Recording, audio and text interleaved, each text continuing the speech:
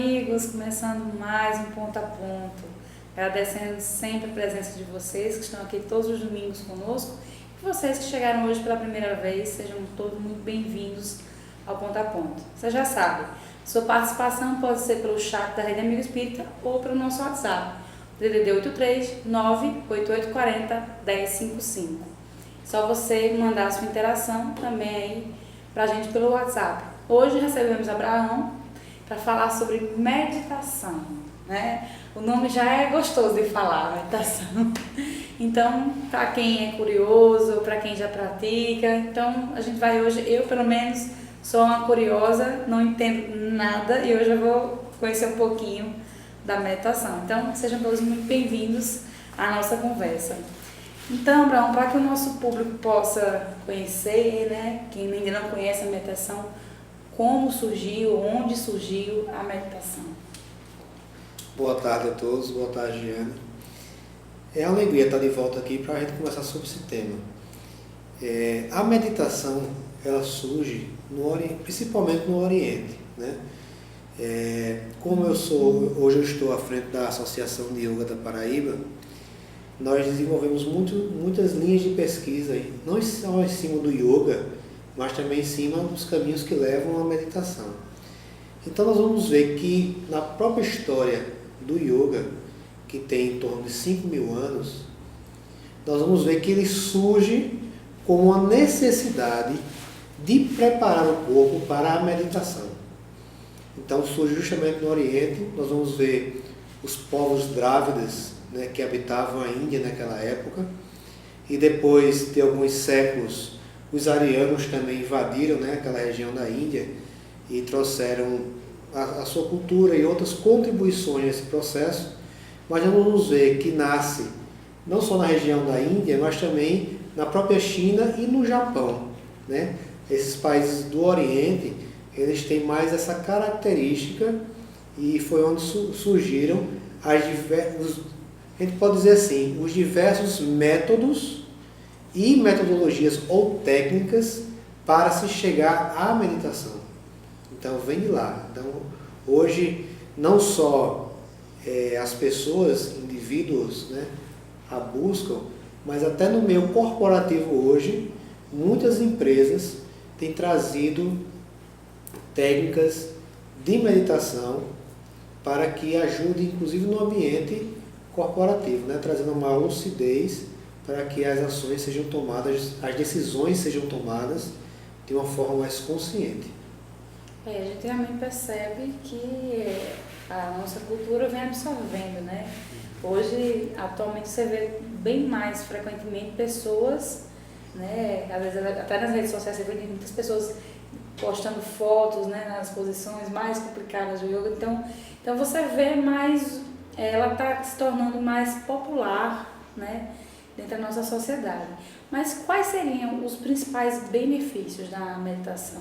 Então, para a gente chegar nos benefícios, é preciso, você colocou um ponto interessante das posturas do yoga.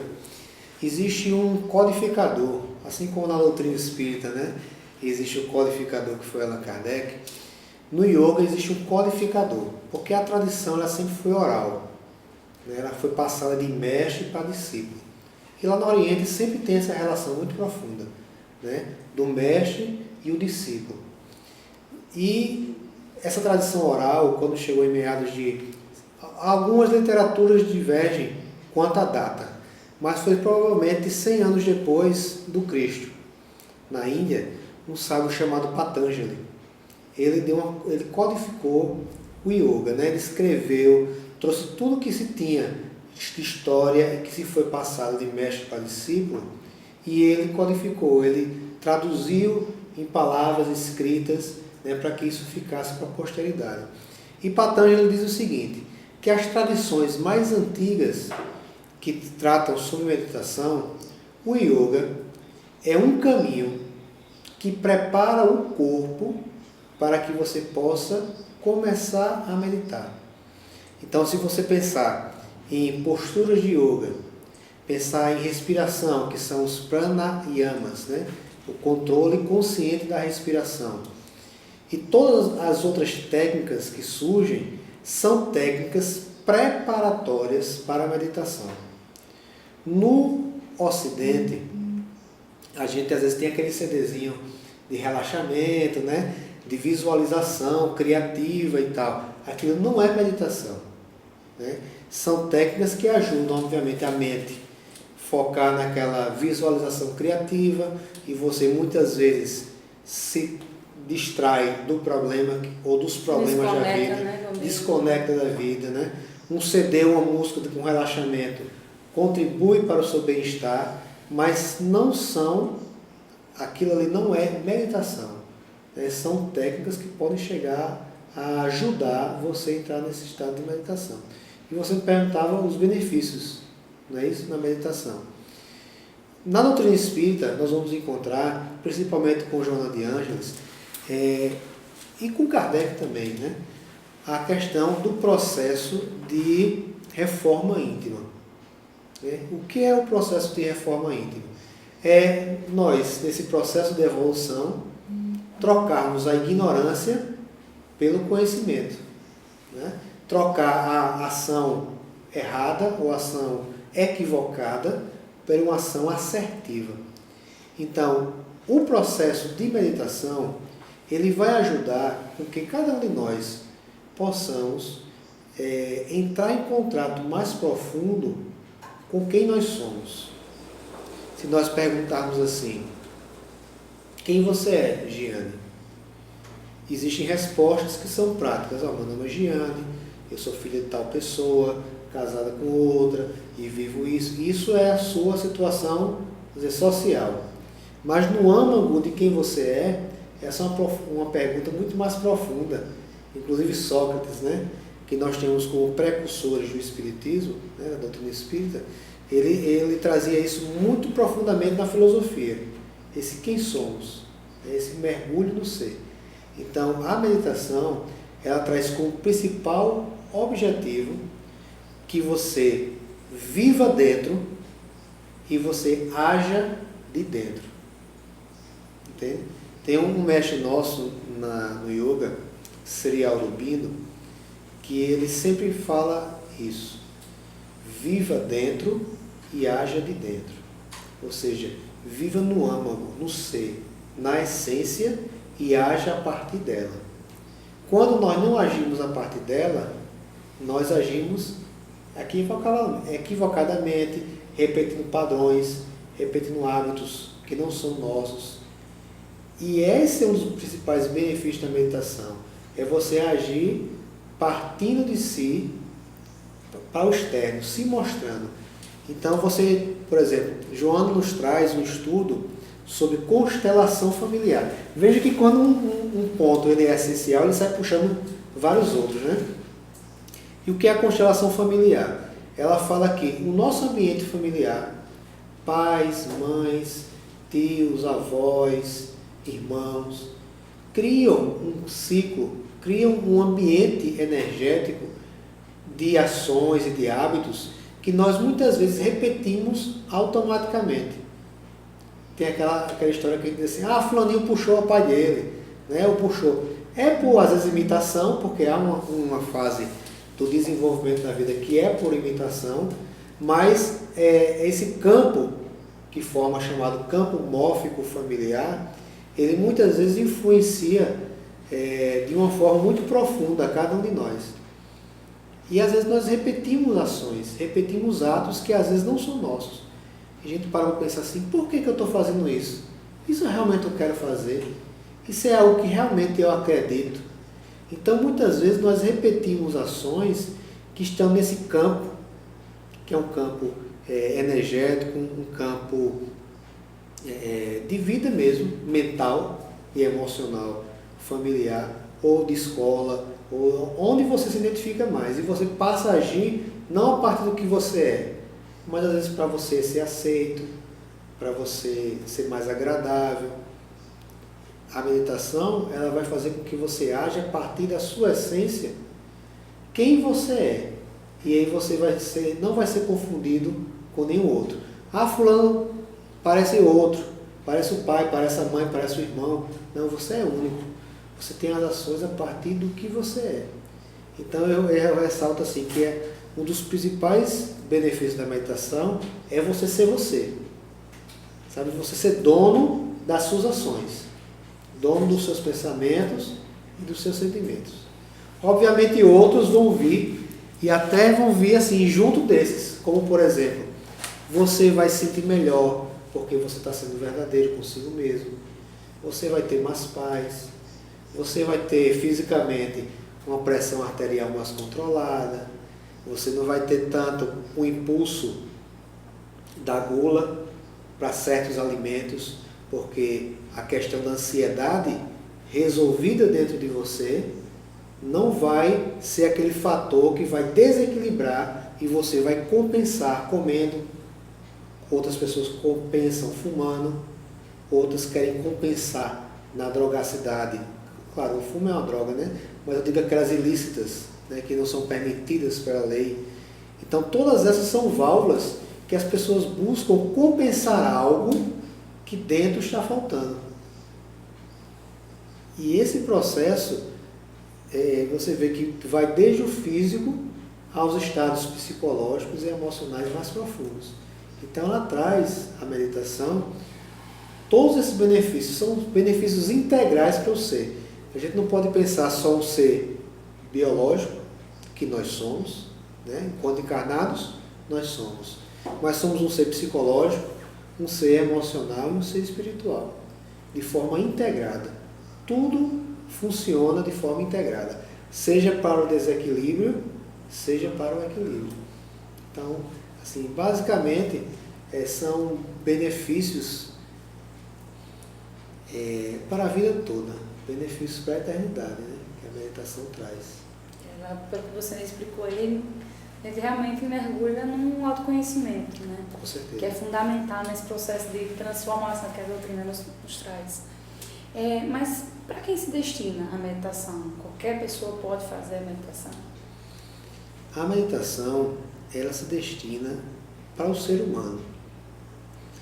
Existem alguns casos, às vezes patológicos, que não se recomenda, em casos graves de esquizofrenia, até casos graves de psicopatologias, que nós podemos usar as técnicas para proporcionar nessas pessoas também um estado de maior tranquilidade, de maior equilíbrio.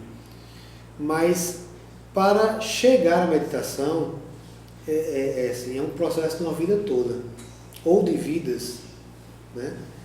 Por isso que diz que no Oriente os mestres, aqueles que se iluminaram e conseguiram esse estado meditativo, às vezes em curto prazo de tempo físico, mas que obviamente a gente sabe que pela doutrina isso é um acúmulo de vidas, né? É um desenvolvimento de vida, essa consciência mais plena.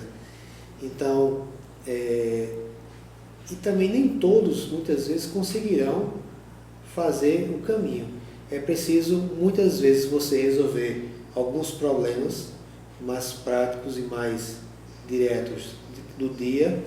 O dia eu digo como ser, para se chegar num passo mais adiante. Mas todas as técnicas de relaxamento, de visualização criativa, todas elas servem para toda a humanidade. Se nós formos buscar Emmanuel, né, no livro A Caminho da Luz, nós vamos ver que os Drávidas foram aqueles primeiros que vieram de capela. Então, um povo que tinha um conhecimento muito elevado, mas que precisava fazer alguns passos ainda na questão da moralidade, como Emmanuel nos fala através de Chico, não é isso? E eles trazem essa realidade da alma, muito antiga, e nos coloca que nesse caminho, no caminho desse aprofundamento, é preciso ter muita verdade, né? É preciso ter muita desprendimento. Na realidade, quando você quer o caminho da meditação, você deseja o âmago, o terreno já está preparado para começar a caminhada. Então, numa inconsciência, um ser humano com muita inconsciência, ele obviamente não vai conseguir nem os passos iniciais. É preciso um processo que a própria vida faz educativo para que ela possa chegar a esse processo mais profundo. Eu perguntei assim porque, como você disse, para toda a humanidade. Mas, como você mesmo explicou, ela propõe esse mergulho interior, esse conhecimento, né? Essa proximidade com a consciência, né? E às vezes a gente diz assim, uma criança, né? Que ainda não tem toda essa maturidade, né? De entender que existe, como vocês usam o termo âmago, né? De buscar o seu âmago, o seu interior. Então, para uma criança, será que para ela teria uma dificuldade maior de começar a meditação? Assim, como sabemos da pré-existência do espírito, nós sabemos que os espíritos já vêm muitas vezes preparados e outros não. Para a criança, eu digo assim, é interessante a gente começar a pensar o seguinte: meditar, a gente sabe muito mais o que não é meditar, muitas vezes, do que é meditar. Não é pensar, não é refletir sobre problemas que estão na sua mente, sobre a sua vida. Diz que Dayananda, ele tem um ashram, que é uma escola de yoga na Índia. E diz que uma vez uma senhora europeia chegou para Dayananda dizendo que todas as práticas que eles estavam fazendo no seu ashram, ensinando aos seus alunos, não levariam a nada. E ele perguntou a ela o que ela fazia. Ela disse: olha, eu faço a meditação do quem eu sou. Ele disse: como é a meditação do quem eu sou? Eu todo dia, há 20 anos, me pergunto quem eu sou. Aí ele perguntou: você chegou a alguma resposta? Ela disse: ainda não. E ele respondeu: você quer que eu seja verdadeiro com você? Ela disse: sim. Você também não vai chegar a nenhuma resposta. Como você vai perguntar a alguém que não sabe o que é aquilo? Você sabe quem você é? Não. Como é que você vai conseguir essa resposta de uma pessoa que não sabe que é você? É a mesma coisa de você pegar uma pessoa que não sabe a equação do segundo grau e ela ficar todo dia perguntando: o que é uma equação do segundo grau? O que é uma equação do segundo grau? Durante 20 anos, ela não vai saber o que é a equação do segundo grau. Então, só perguntar quem eu sou não vai lhe trazer a resposta de quem você é. Então, e ela tem uma busca tão verdadeira que ela aceita aquela fala dele, essa orientação, e passa a trazer e a praticar as ações que ele busca no caminho do yoga, no caminho da meditação. E ele nos traz com esse exemplo, né, com essa história, de que nós, hoje em dia, muitas vezes sabemos caminhos que nos levam a um certo relaxamento, a uma certa reflexão sobre a vida. Então, as crianças, inclusive os Budas, né, tibetanos, que reencarnam, e eles são reencontrados pelos discípulos, né, no mundo todo. Aqui no Brasil teve um que foi levado também para lá. Então, quando criança, o corpo da criança ainda não está preparado para expressar toda a maturidade que o espírito tem. Se bem que a gente se impressiona cada dia mais, né, com certas crianças que trazem uma bagagem fantástica. Mas todo o processo que leva à meditação, que ensina o caminho, pelo menos de parar, de centrar, de olhar para si, são benéficos, com certeza, a parte da criança. Tanto é que você tem um filho hoje, você vai ver os estudos mais atuais, você colocar Mozart, né, para as crianças quando estão dormindo, quando estão sendo amamentadas, tudo aquilo ajuda o desenvolvimento, inclusive, do próprio cérebro da criança. Então, essas técnicas são, com certeza, muito benéficas para as crianças, e eu diria que até muito mais até para os adolescentes, por conta da fase que é característica da adolescência, né? Hormônios e mudança física e busca de se afirmar nos grupos. Né? Você está com a voz, tem hora que está grossa, tem hora que está fina, tem hora que o braço está parece que maior que as pernas e ele está todas as vezes desengonçado. Então esse processo de olhar para si de uma forma muito verdadeira traz essa autoestima que ele precisa também. Você falou das pessoas que têm psicopatias que às vezes podem encontrar essa dificuldade, né? De chegar à meditação, mas que todo o processo ajuda consideravelmente. Mas pode oferecer algum tipo de risco para eles ou para qualquer tipo de pessoa a meditação? Não. O risco é de ele se aprofundar nele mesmo. O risco é dele encontrar algo positivo para a sua vida. Realmente um processo de evolução. Se a gente pensar, gente, hoje é muito popularizado isso. A gente vai numa casa espírita, ou vai na igreja, ou vai num templo protestante, num templo budista. Nós vamos observar que os próprios aderentes a essas religiões ou doutrinas, eles sabem a diferença entre aquele que realmente aquela doutrina entra profundamente, ele busca se modificar, como aquele que só vão ali naquela semana e quando sai faz tudo diferente. Tudo totalmente diferente. Então nós sabemos que não é porque é uma doutrina ou é outra, é uma religião ou é outra. É a busca do espírito nesse processo dele querer se aprofundar naquilo que ele é, que ele verdadeiramente é. Existem uns textos do Tantra Yoga que diz assim, que na realidade nós somos e sempre seremos a felicidade que nós tanto buscamos. A felicidade que a gente busca fora, ela já está dentro. E aí como é que você vai encontrar essa felicidade dentro? Porque a mente, muitas vezes, o cérebro, quando encarnados, nós somos iludidos com os sentidos, né? Com o olhar, com quem a gente escuta, com quem a gente sente o cheiro.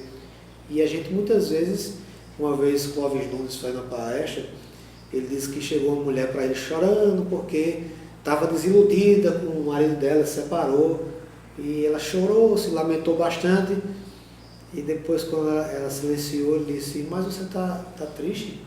Estou triste porque eu estou desiludida. Eu disse, não, você devia estar feliz porque está desiludida. Porque antes você estava iludida. Você não estava vendo algo que não era real. Agora você está vendo o que é real. Olha que graça. É você ver o que é real. Então, muitas vezes nós achamos que está iludido com um material, ou iludido com as posses, ou iludido com falsos casamentos, ou falsos qualquer coisa. Até ser um falso religioso, um falso aderente. Ah, eu sou espírita, mas aquilo ali para mim só sai da boca, como Jesus dizia, né? Não é o que entra pela boca, mas é aquilo que sai dela. Ou seja, o que sai dela é o que vem de dentro. E a gente volta para aquela palavra do mestre lá no começo, quando nós falávamos, viva dentro e haja de dentro. Como Jesus colocou. Não é o que entra pela boca, mas é o que sai dela. Porque o que sai dela sai do âmago do ser. Cada um dá aquilo que tem, né? Só dá aquilo que tem. É verdade. Temos interações, deixa eu ver. A Cláudia diz o seguinte, você acredita que a meditação pode oferecer um campo mental propício a manifestações mediúnicas durante sua prática? Bom, meditação é diferente de mediunidade. Né? Mediunidade é ostensiva ou não. Mas eu fiz uns trabalhos e conversei bastante, inclusive, com o pessoal da AME, Associação Médica Espírita, e antes das sessões mediúnicas, eles estavam utilizando, à época, ano passado, técnicas de relaxamento, técnicas de respiração, algumas do yoga, outras do budismo, e isso tinha modificado de forma muito positiva as comunicações, a qualidade das comunicações mediúnicas, recebida através daqueles médiuns que participam da atividade lá naquele local.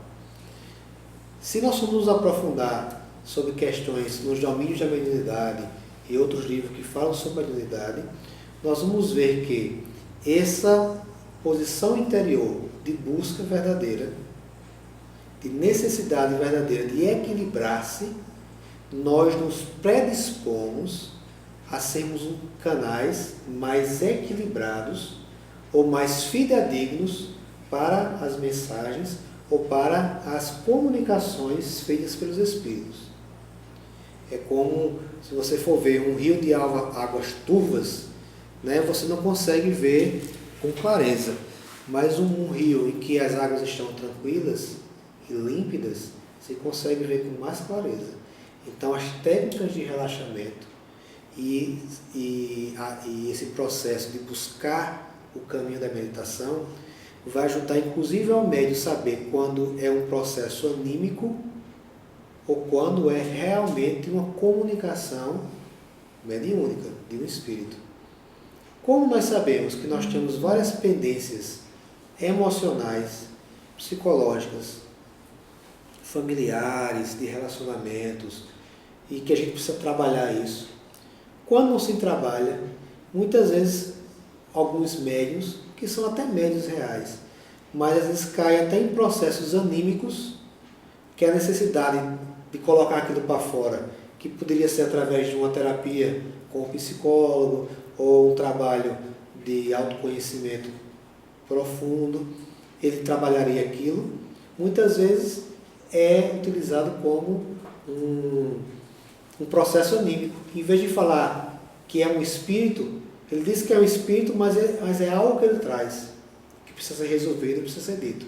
Só para concluir essa resposta, eu assisti uma vez uma palestra com o Divaldo Franco, e ele falando sobre as questões mediúnicas. E disse, eu não sei se hoje mais, mas durante décadas, todas as sessões mediúnicas realizadas na Maçã do Caminho, e que ele participava também, todas eram gravadas em vídeo. E depois eram estudadas, justamente para observar esses processos, identificar animismos, identificar um processo mediúnico autêntico. Claro que além de outras formas de analisar realmente se aquela mensagem foi uma mensagem espiritual ou não. Mas eu não sei se eu peguei bem o entendimento da pergunta da Cláudia, mas digamos, quem já é um médium que trabalha, ele pode usar isso como uma ferramenta a seu benefício, como o pessoal da AME fez e teve esse benefício. Mas digamos uma pessoa que tem uma mediunidade ostensiva, mas seja aquele que às vezes até evita, né? Tenta de todas as formas controlar porque tem medo, não conhece, prefere, digamos, como se diz, eu quero ser uma pessoa normal, né? Como se diz.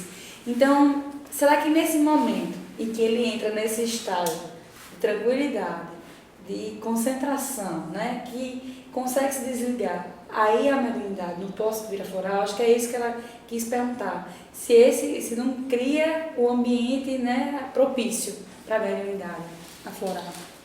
A meditação cria um processo de autodomínio, de autocontrole.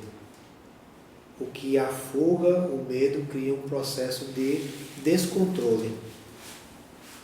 Em um certo momento você pode segurar o medo. Você pode negar. Eu quero ser como você falou. Eu quero ser uma pessoa normal, entre aspas, né? Hermógenes diz que há uma doença no mundo chamada normose, né? É você querer ser normal. Você querer ser normal e negar, você, na sua própria fala, você vai trazendo a várias ideias do medo, da negação e de querer fugir, mas aquilo está em você. É uma realidade intrínseca a você. Nós sabemos que antes de encarnar, nós temos um planejamento. Não é? A espiritualidade não age de improviso. Também pode usá-la se for necessário, mas sempre há um planejamento. Então, quando você tem uma mediunidade e você tenta negá-la ou tem medo, já está muito claro, muito evidente que há muito mais coisa a trabalhar em você do que o próprio processo mediúnico. Ela pode, inclusive, ser causada por um processo de desequilíbrio. Desequilíbrio.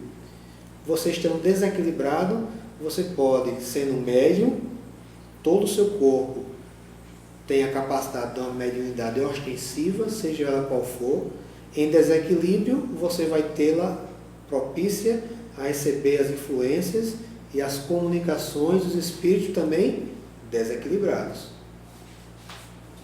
Você é equilibrado, você vai ter a possibilidade de receber também as comunicações dos espíritos equilibrados. Clóvis Nunes disse que uma vez ele falou com Chico, e disse que chegou para Chico assim, disse: Chico, você é um espírito mais evoluído do que todos esses que você já psicografou na vida. Aí ele disse que Chico arregalou os olhos para o lado dele.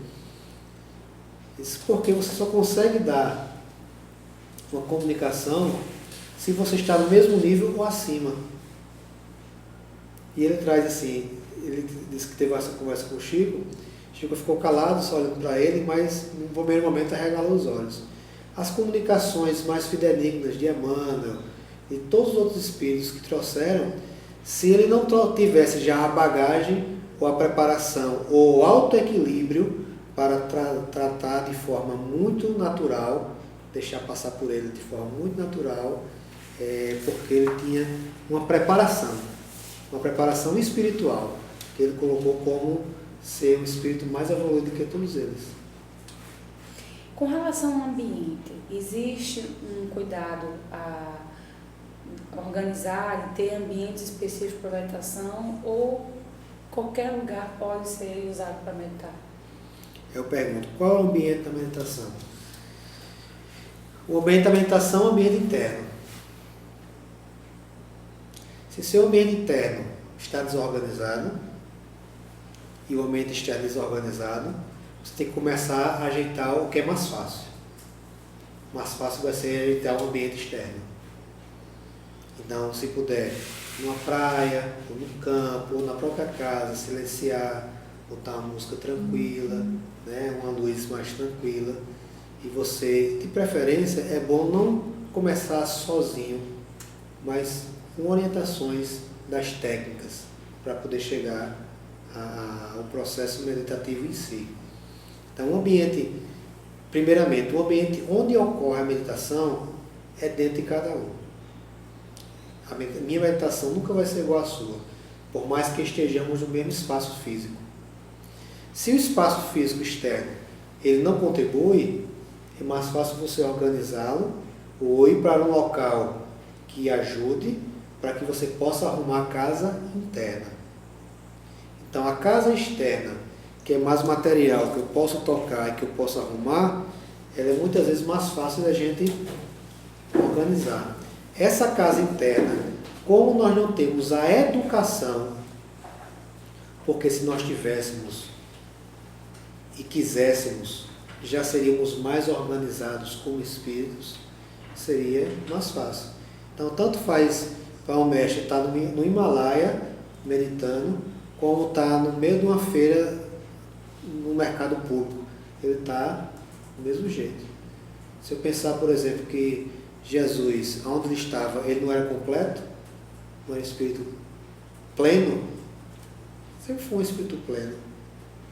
Desde que ele chegou ao nível de iluminação que ele desenvolveu através das suas próprias capacidades, quando ele veio e encarnou a Terra para nos orientar, ele já era um espírito pleno. Emmanuel nos conta que na própria formação da Terra, ele foi um dos que orientou e é um dos condutores principais desse processo. Então ele já era um espírito pleno. Quando ele veio para cá, já era espírito pleno.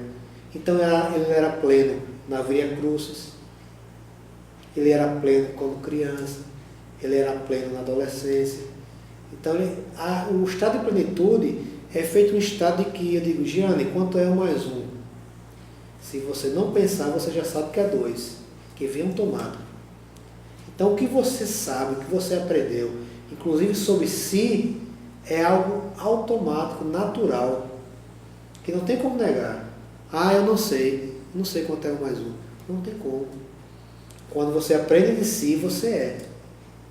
É, mesmo se você não quisesse.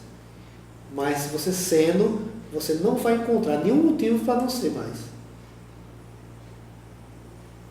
É muito complicado. É realmente uma viagem, né? A gente começa porque você vai falando aí, eu vou processando aqui as informações. Eu acho deve demorar um pouquinho, né? Para a gente realmente chegar a esse estágio de meditação, desse entendimento. Porque como você falou, não é só o se isolar do mundo externo, né? É você se conectar com você sem estar nesse processo de reflexão, de indagação que você falou, né? Chegar ao seu entendimento. Hoje em dia eu faço uma especialização em yoga terapia e o meu mestre brasileiro ele, mas que viveu muitos anos na Índia, Orivaldo, ele diz assim, que a gente tem que começar a tirar as cascas. Para chegar à essência, a gente tem que começar a tirar as cascas, que é aquilo que está mais aparente, sabe? E quais são? Cada um tem que saber as suas. Quais são as suas cascas que você começa a ver e você começa a ver que precisa cuidar-se. Cuidar-se não é para o outro, cuidar-se é para si. A amar, como Jesus falou, amar ao próximo como a si mesmo. Então é preciso você se amar. Mas como é que eu vou me amar e me aceitar se eu não tolero isso em mim, não tolero aquilo, ou não modifiquei? Eu não tenho como você falou agora há pouco. A gente só dá o que tem.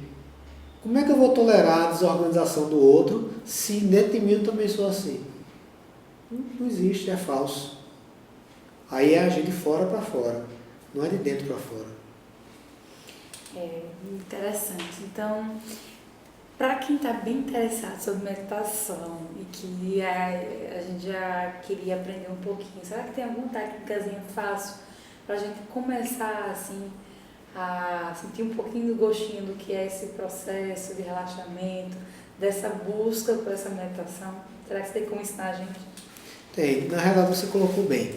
Existem inicialmente os processos de relaxamento que nós podemos fazer, que são técnicas, que não são em si a meditação.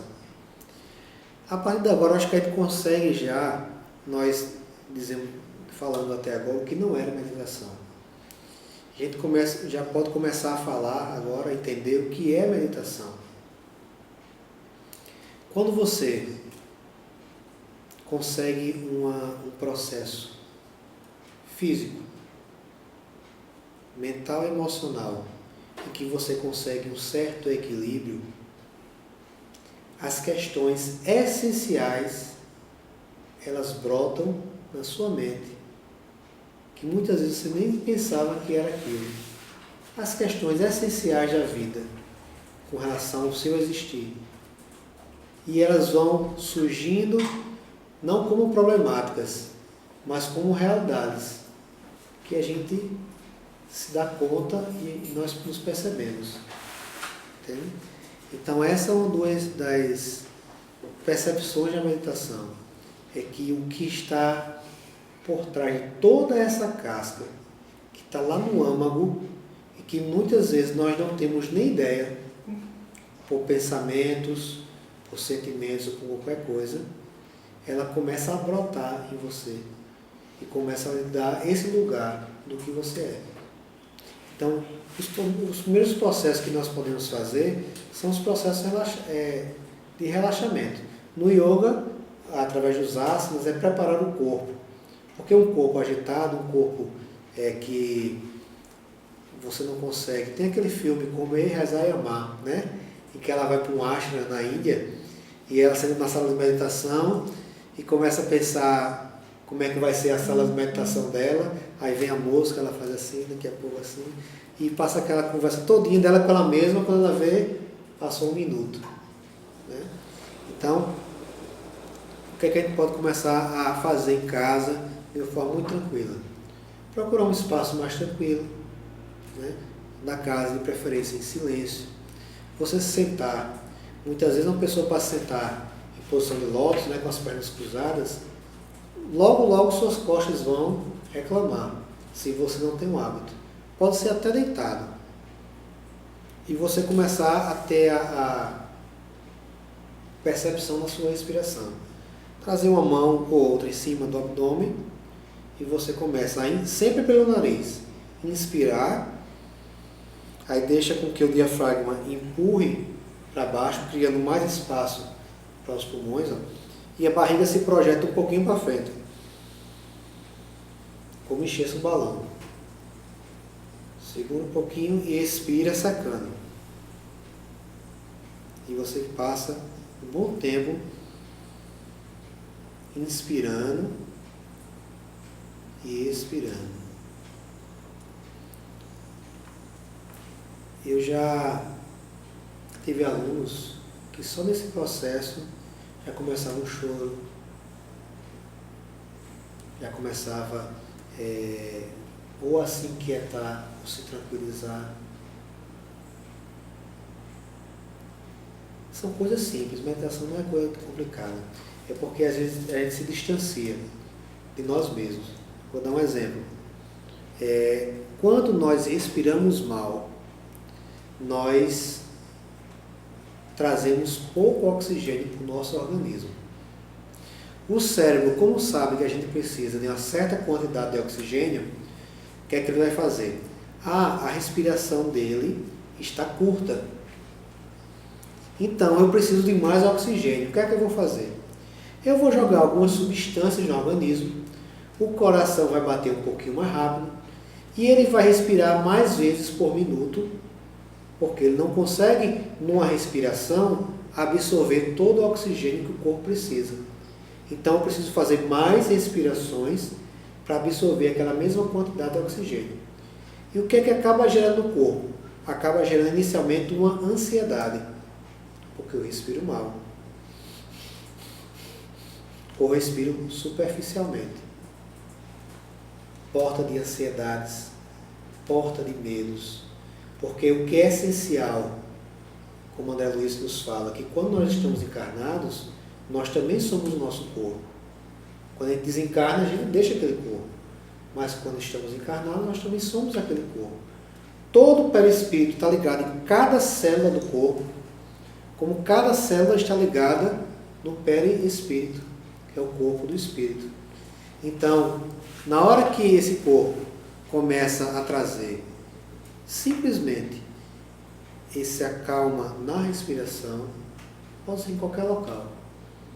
No ônibus, no carro, naquela fechada que a pessoa lhe deu no carro, numa palestra, quando você estiver falando, se você começar a respirar profundamente e entender que você está pleno e vivo naquele momento, você já começa a fazer uma técnica de autocontrole, de autopercepção.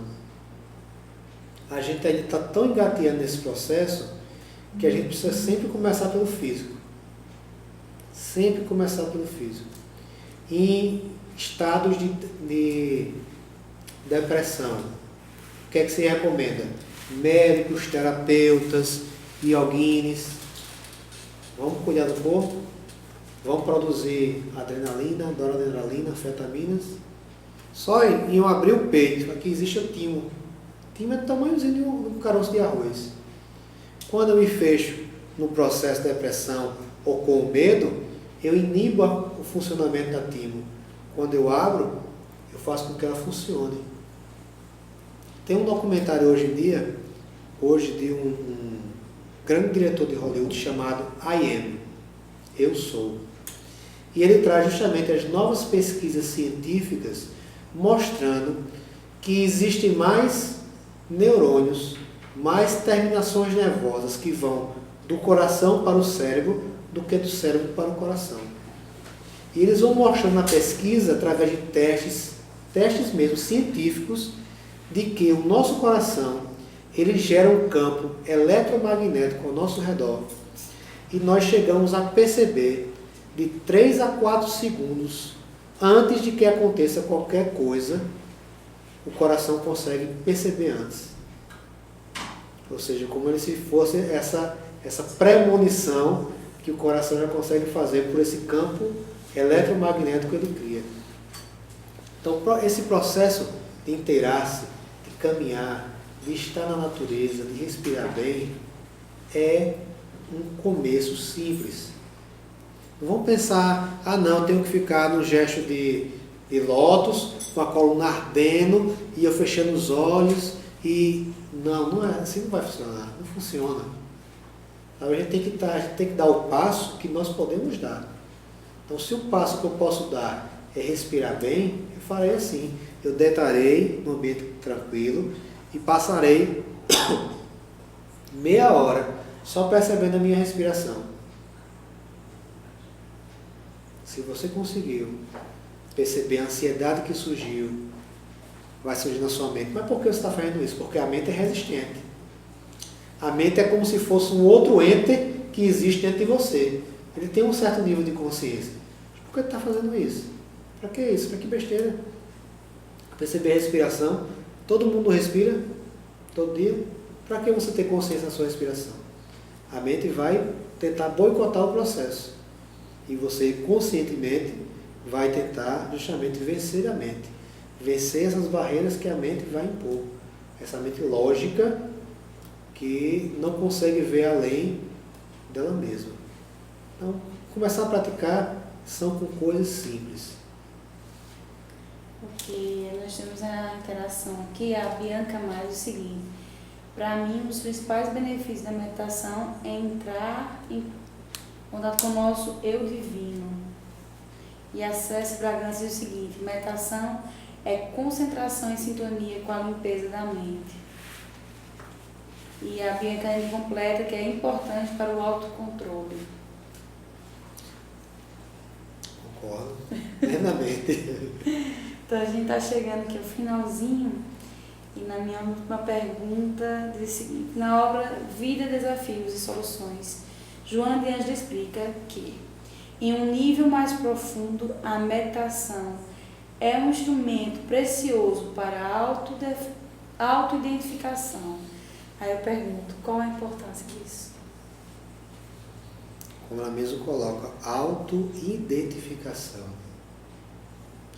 É saber a pergunta básica: quem eu sou? Existe, Joana, ela é muito profunda, mas ao mesmo tempo ela é muito didática. E nós sentimos muitas vezes a dificuldade porque nós não temos o hábito de interiorização diária. O hábito de entender que, apesar de que eu seja hoje também esse corpo físico, isso aqui tem um tempo, mas não é a essência. Tem um estudo feito dos últimos livros dos Vedas, que é chamado Vedanta. No Vedanta, uma das questões fundamentais ele diz o seguinte: que o ser, ele é imutável. Ele traz as características mesmas que nós damos de Deus. Deus é infinitamente justo, bom, perfeito, né? Tudo que a gente pensar em Deus ao infinito. Ele diz que o ser, cada um de nós, na nossa essência, é imutável. Aí, o professor de Vedanta, dando a aula, disse: mas e o processo de evolução? Se o nosso âmago é imutável, então nós não precisamos de evolução. E ele traz assim: não, o nosso ser, o indivíduo mais profundo, ele é imutável, porque ele foi feito por aquele que é imutável. Ele foi feito pelo ser perfeito, pela essência de tudo. Então ele não podia fazer algo que não fosse na sua essência. O processo de evolução é um processo de autoconsciência de quem você é. É uma tomada de consciência da sua verdadeira natureza. E aí você pode estagnar, você pode evoluir nesse processo de consciência. Esse é um processo mutável, que muda. Dizem os filósofos da antiguidade que você, Giane, nem eu, podemos entrar no mesmo rio duas vezes. Porque nem o rio é o mesmo, nem você também é o mesmo.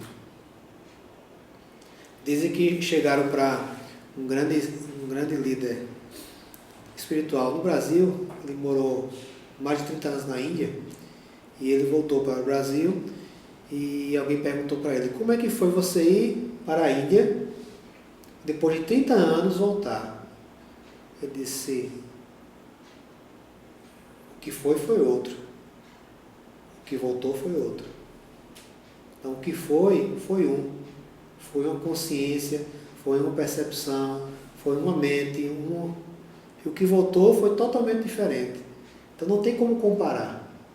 Porque o que foi um, o que voltou foi outro.